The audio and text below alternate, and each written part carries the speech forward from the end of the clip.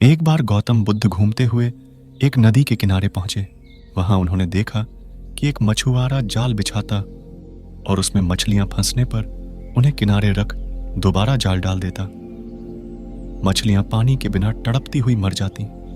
बुद्ध यह देखकर द्रवित हो गए और मछुआरे के पास जाकर बोले, भैया, तुम्हें निर्दोष मछलियों को क्यों पकड़ रहे हो? मछुआरा बुद्ध की ओर देखकर बोला, महाराज, मैं इन्हें पकड़कर बाजार में बेचूंगा और धन कमाऊंगा।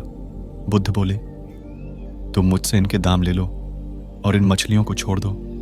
मछुआरा यह सुनकर खुश हो गया और उसने बुद्ध से उन मछलियों का मूल्य लेकर मछलियां बुद्ध को सौंप दी। बुद्ध ने जल्दी से वह सभी तड़पती हुई मछलियां वापस नदी में डाल दी।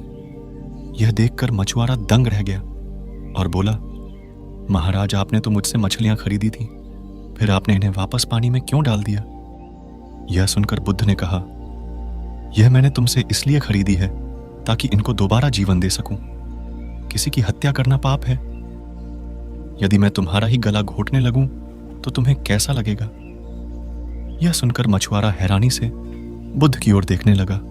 बुद्ध बोले, जिस तरह मानव को हवा और पानी मिलना बंद हो जाए तो वह तड़प तड़प कर मर जाएगा, इस तरह मछलियां भी यदि पानी से बाहर आ जाएं तो तड़प तड़प कर मर जाती हैं। उनमें भी सांस है। उनको तड़पते देखकर तुम कठोर कैसे रह सकते हो? बुद्ध की बातें सुनकर मछुआरा लज्जित हो गया और बोला, महाराज, आज आपने मेरी आंखें खोल दी। अभी तक मुझे यह काम उचित लगता था, पर अब लगता है कि इससे भी अच्छे काम करके मैं अपनी आजीविका चला सकता हूं।